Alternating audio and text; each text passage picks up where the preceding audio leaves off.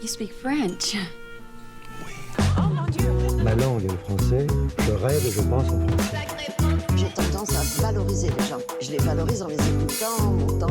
Ça fait partie de la culture. C'est une langue étrange que la langue de la culture. La culture, c'est ce qui répond à l'homme quand il se demande ce qu'il fait sur la terre. Les cultures doivent se parler. C'est la diversité. C'est la vie. Welcome to Glimpses on the Night of Ideas, a podcast presented by the Alliances Françaises of Canada. For the 6th edition of the Night of Ideas, an annual event that encouraged the exchange of ideas and collective reflection in 75 countries and on 5 different continents. The Alliances Françaises of Canada have immersed themselves in this year's theme, Closer. To reflect on this topic, we interviewed many inspiring, bold, and committed Canadian and French personalities. In this 4-part series, recorded during the Night of Ideas in Moncton, people from various backgrounds, artistic, academic, medical, and entrepreneurial, from New Brunswick, Quebec, and France, will share their experience and how digital technologies have played a significant role in their relationship with others. Successes and failures will be discussed, as well as personal stories related to the challenge of maintaining ties in a world where isolation is vital. We'll therefore leave you now in the company of Leanne Prescott, Director of Communication and Community Development of Food Depôt Alimentaire, and our facilitator for the event, Marcel Petitpas, Entrepreneur and CEO of Parakeeto. This episode was made possible thanks to the participation of the Alliances Françaises of Moncton, the Ressorgo Place Museum, the Consulate General of France in the Atlantic Provinces, and La Station Workspace, with the support of the French Embassy in Canada and the Institut Français. Before beginning her role in 2020 at the Food Depot, she had worked with more than 8 years with the World Vision Canada, which is where she advocated for the rights of vulnerable women and children in the developing world. And she's also has experience on engaging the public on important global social justice issues such as food security, access to education, access to healthcare, and child protection. Born and raised here in Greater Moncton, New Brunswick, Leanne graduated from Mount Allison University and has both worked and volunteered in the nonprofit sector for 20 years with a specialization on youth, community, and leadership development. She believes food insecurity is about access. There's enough food for everyone if we're willing to share our access to that food. So with that, here to share her experience is the amazing Leanne Prescott. Thanks for being here, Leanne. Thank you so much. I really appreciate the kind words. I will go ahead and receive that amazing, knowing that I've already made my first F up of the night because I am going to be just a little bit on a different topic because ultimately COVID messed with my world quite a bit in what turns out to be a really good way. Because of COVID and the changes in the nonprofit sector, especially when you're talking about international development, with the limitations of being able to travel, with the limitations of people, being at home are starting to think more about their own backyard and the needs in their own immediate communities. I ended up not being needed as an employee at World Vision Canada anymore, but I found an awesome opportunity at the Food Depot Alimentaire, which is just such a perfect fit, and I'm really enjoying the community there. And so, yeah, major shift in 2020 from a global focus to a local community focus. And so I thought that one of the first things I'd like you guys to know about me is that I'm an Enneagram 1, which actually is meaning that I'm a bit of a perfectionist, but like a fairly healthy one. Put hours and hours into counseling and investing in that time to be as healthy a perfectionist as I can, trying to practice that old saying of, done is better than perfect. But my mistakes still bother me, especially totally preventable ones, ones that you can see coming a mile away, ones where all the pain could easily have been avoided. I'm also creative. So part of that work has, and overcoming that perfectionism is working against my natural inclination to and tried to embrace flexibility and leaning into a version of myself that's more of a free spirit. But if I'm really, really honest, I would have to let you all know, because it is, after all, it's fuck up night. I have to let you all know that I follow through. That would be one of my bigger flaws. And it kills me when I get distracted and something's left unfinished, or worse, it isn't finished well. And so what I want to share with you tonight is actually really a series of F-ups, like a snowball of them, that piled together over time, and had a fairly large consequence. So when I started at World Vision, my role was as a fundraiser. And so I would call groups and I'd help them organize their events. I'd say, thank you for raising money. The 30-hour famine was an event that was our biggest at that time. And groups all across Canada would be like giving up eating for 30 hours to raise money for food security in the developing world. And I had this list of about 400 groups across Quebec and Atlantic region. And it was my responsibility to give them a call and say, hey, do you need any help? Great job. Thank you for donating. Thank you for, mobilizing your volunteers.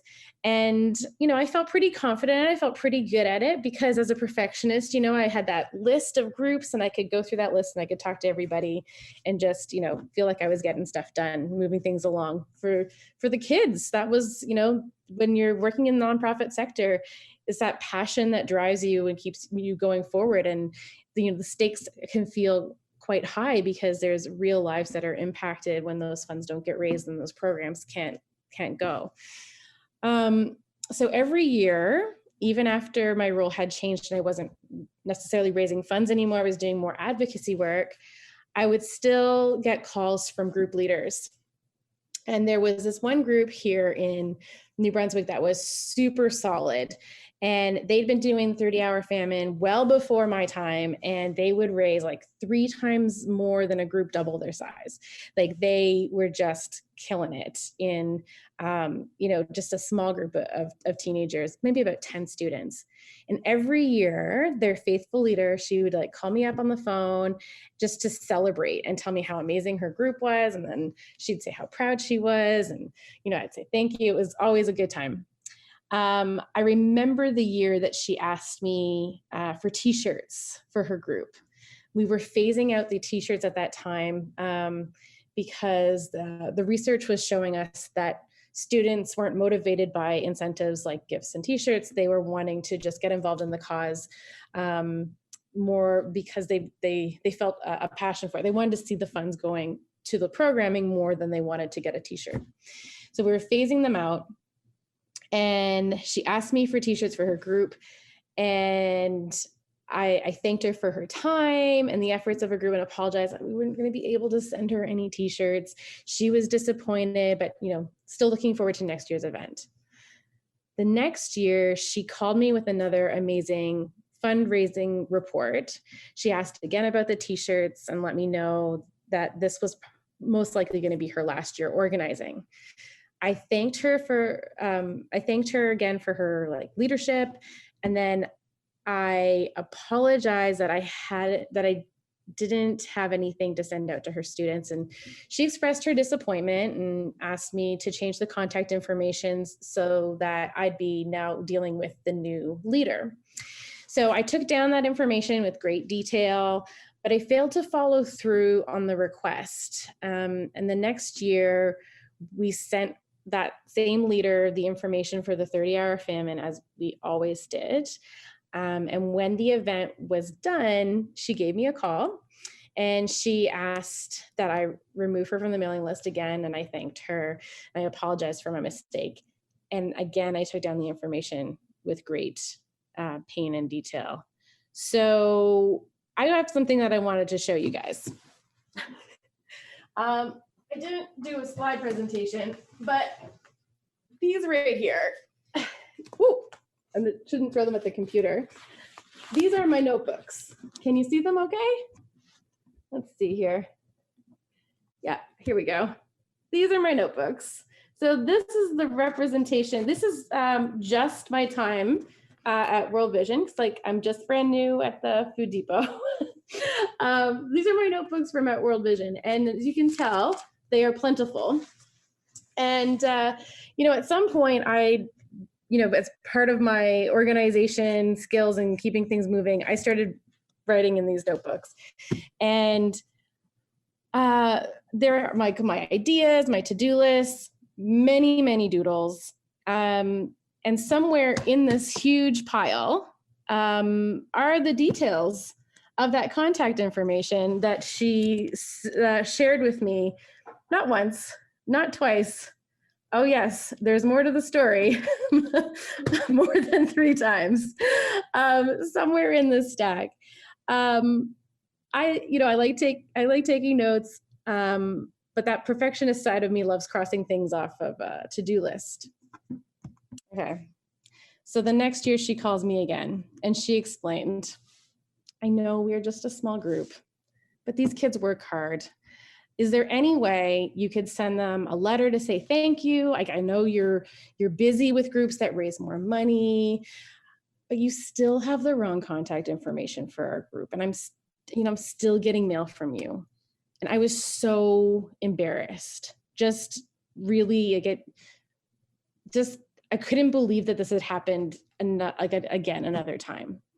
Something seemingly small, but just like I said, the snowball. I apologized and I began to promise her the moon. And I was like, I'm so sorry. I don't know why this is still happening.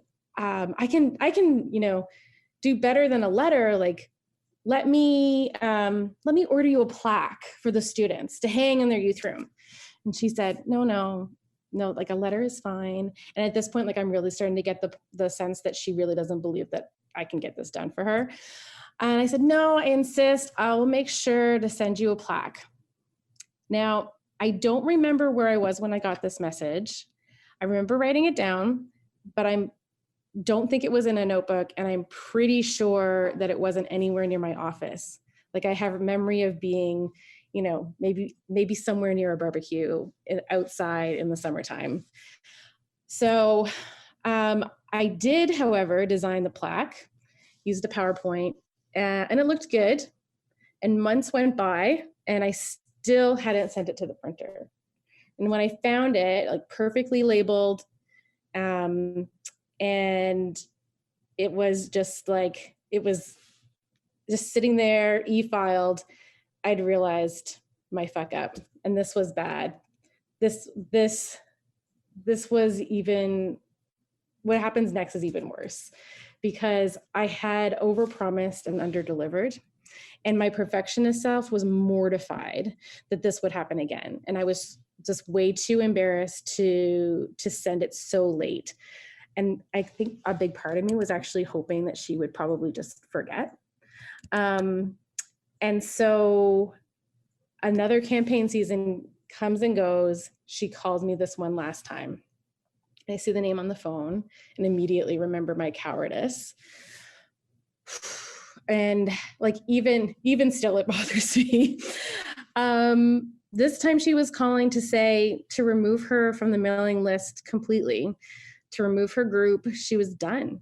This was her last campaign she would be doing with us, not because of an unsuccessful event or because the kids were even tired of doing the same activity year after year, and not because of my organization's work. That was super solid, but like straight up just like because of me. It was all very unfortunate. The timing, my forgetfulness. Yes, I did have 399 other groups to support, but it was still my fault. Relationships matter.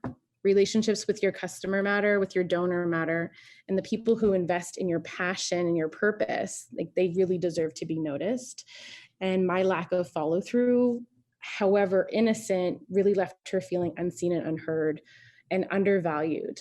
And that was something that I wasn't able to fix that F up, but I am able to fix myself.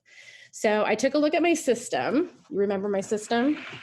Like, this was obviously not serving me. So I took a look at my system and I switched, as you can see, from the COIL notebooks to actual proper calendars. So, dates and things to keep me more on track. I changed my system to do a bit of a downloading of my week. And at the end of I scheduled time in, at the end of my week, I'm going back through. But this time I am prioritizing the people part of my to-do list. Who are the people that I've made commitments to, said that I would follow up on and make sure that I get those things done first. Because ultimately, like, the biggest F up that we can do is fail to learn when we make mistakes. So I think when we're working in the sector, the stakes are really high, not just because we're working with people, but the product that we are selling has a massive impact on people's lives and livelihoods. So that's my story. Wow. Thank you for being so vulnerable, Leanne, and sharing that story. I know I was feeling that because I've definitely majorly dropped the fucking ball like that myself. I'm sure lots of other people can relate, not out of malice, not out of malintent, but you mess something up, you forget, and then it just comes back to bite you in the butt. We would like to thank Lauren, Marianne, and Leanne for sharing their thoughts on this year's Night of Idea theme. We also thank you, the listeners, for taking this time to reflect with us and to move forward with the sharing of ideas. This podcast was produced by the Alliances Françaises of Canada as a part of the 2021 Night of Ideas. If you like this podcast and wish to continue your reflection, don't miss the following episode as well as the roundtable in French, Réinventer les liens par le numérique. And for more inspiring content, be sure to check out the Night of Ideas Canada YouTube channel.